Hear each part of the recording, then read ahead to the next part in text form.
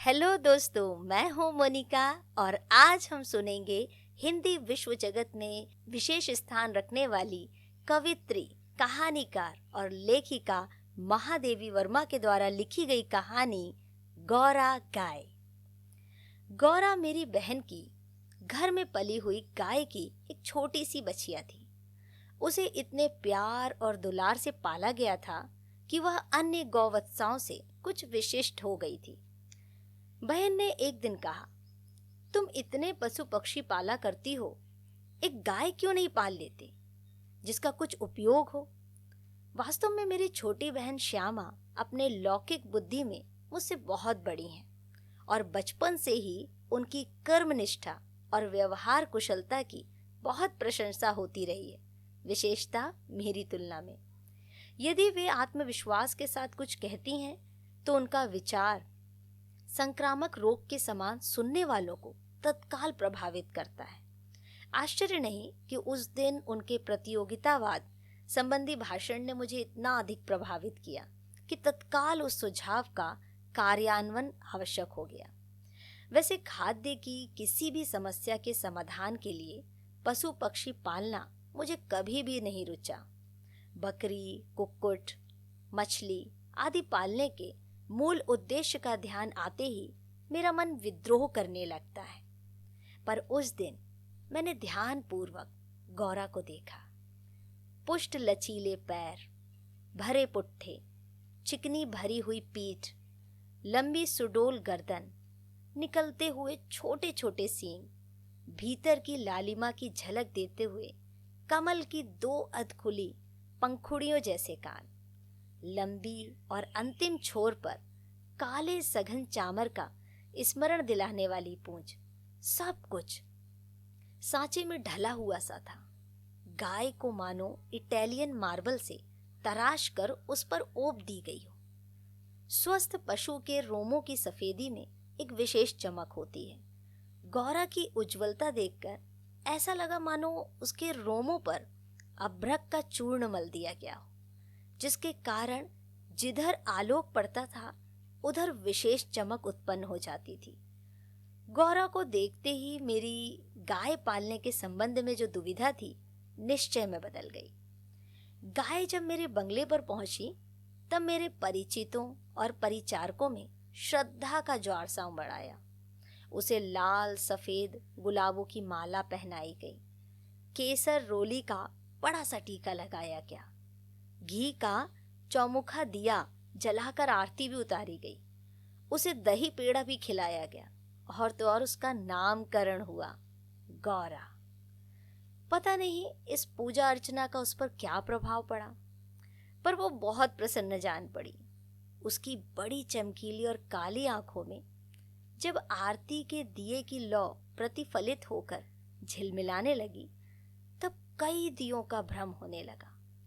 जान पड़ा जैसे रात में काली दिखने वाली लहर पर किसी ने कई दिए प्रवाहित कर दिए हों। गौरा वास्तव में बहुत प्रियदर्शनी थी। विशेषता उसकी काली बिल्लौर आंखों का तरल सौंदर्य तो दृष्टि को बांध कर स्थिर कर देता था। चौड़े उज्ज्वल माथे, लंबे तथा सांचे में ढले हुए से मुख पर आंखें बर्फ में नीचे जल के कुंडों के समान लगती थीं। उनमें एक अनोखा विश्वास का भाव रहता था।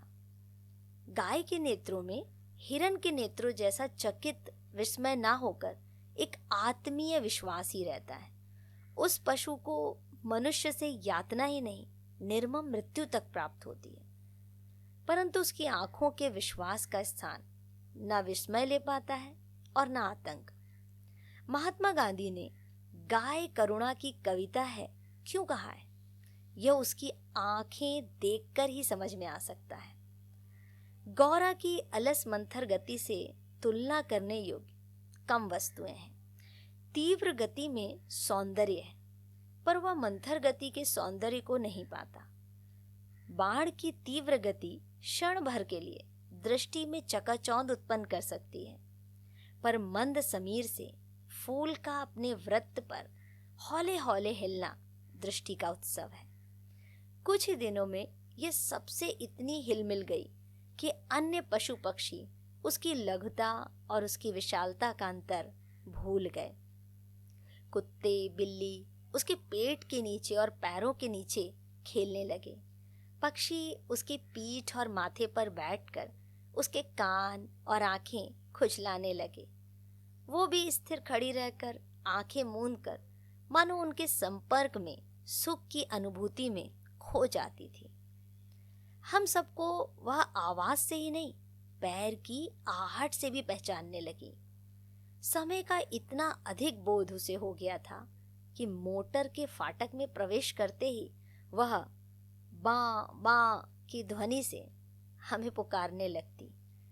चाय नाश्ता और भोजन के समय से भी वह इतनी परिचित थी कि थोड़ी देर कुछ पाने की प्रतीक्षा करने के उपरांत रंभा रंभा कर घर सिर पर उठा लेती थी।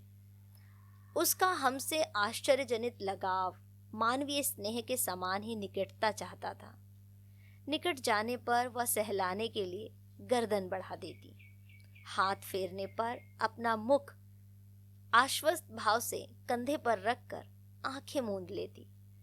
जब उससे दूर जाने लगते तब गर्दन घुमा घुमा कर देखती रहती।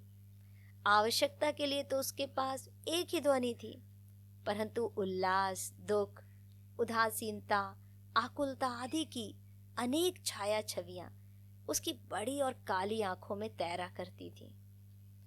1 वर्ष के उपरांत गौरा एक पुष्ट सुंदर वत्स की माता बनी। वत्स अपने लाल रंग के कारण गेरू का पुतले जैसा जान पड़ता था। उसके माथे पर पान के आकार का श्वेत तिलक और चारों पैरों में खुरों के ऊपर सफेद वलय ऐसे लगते थे मानो गेरू की बनी वत्स मूर्ति को चांदी के आभूषणों से अलंकृत कर दिया गया हो। बछड़े का नाम रखा गया लाल मणि, परंतु उसे सब लालू के संबोधन से पुकारने लगे। माता पुत्र दोनों निकट रहने पर हिमराशि और जलते अंगारे का स्मरण कराते थे। अब हमारे घर में मानो दुग्ध महोत्सव आरंभ हुआ। गौरा प्रातः सायं 12 सेर के लगभग दूध देती थी। अतः लाल मणि के लिए कई सेर छोड़ देने पर भी इतना अधिक शेष रहता था कि आसपास के बाल गोपाल से लेकर कुत्ते बिल्ली तक सब पर मानो दूधो नहाओ का आशीर्वाद फलित होने लगा। कुत्ते बिल्लियों ने तो एक अद्भुत दृश्य उपस्थित कर दिया था। दुग्ध दोहन के समय वे सब गौरा के सामने एक पंक्ति में बैठ जाते और महादेव उनके आगे आगे खाने के लिए निश्चित बर्तन रख देता। किसी विशेष आयोजन पर आमंत्रित अतिथियों के समान वे परम शिष्टता का परिचय देते हुए प्रतीक्षा करते रहते। फिर नाप नाप कर सबके पात्रों में दूध डाल दिया जाता, जिसे पीने के बाद वे एक बार फिर अपने अपने स्वर में कृतज्ञता ज्ञापन सा करते हुए गौरा के चारों ओर उछलने कूदने लगते। जब तक वे सब चले न जाते गौरा प्रसन्न दृष्टि से उन्हें देखती रहती। जिस दिन उनके आने में विलंब होता वह रंभा रंभा कर मानो उन्हें पुकारने लगती। पर अब दुग्ध दोहन की समस्या कोई समाधान चाहती थी। नौकरों में नागरिक तो दोहना जानते ही नहीं थे और जो गांव से आए थे वे अनभ्यास के कारण यह कार्य इतना भूल चुके थे कि घंटों लगा देते थे।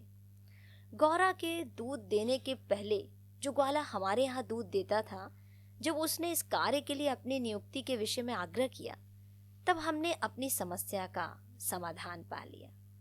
2-3 मास के उपरांत गौरा ने दाना चारा खाना बहुत कम कर दिया और वह उत्तरोत्तर दुर्बल और शिथिल रहने लगी।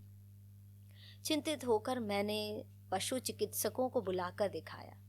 वे कई दिनों तक अनेक प्रकार के निरीक्षण, एक्सरे आदि द्वारा रोग का निदान खोजते रहे। अंत में उन्होंने निर्णय दिया कि गाय को सुई खिला दी गई है, जो उसके रक्त संचार के साथ हृदय तक पहुंच गई है। अब सुई गाय के हृदय के पार हो जाएगी, तब रक्त संचार रुकने से उसकी मृत्यु निश्चित है। मुझे कष्ट और आश्चर्य दोनों की अनुभूति हुई। सुई खिलाने का क्या तात्पर्य हो सकता है?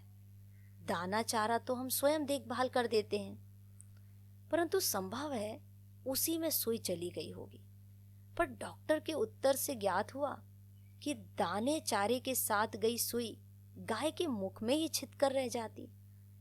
गुड़ की बड़ी डली के भीतर रखी हुई सुई ही गले के नीचे उतर जाती है और अंततः रक्त संचार में मिलकर हृदय में पहुंच सकती है। अंत में एक ऐसा निर्मम सत्य उद्घाटित हुआ जिसकी कल्पना भी मेरे लिए संभव नहीं थी। प्रायः कुछ ग्वाले ऐसे घरों में जहां उनसे अधिक दूध लिया जाता है, गाय का आना सह नहीं पाते।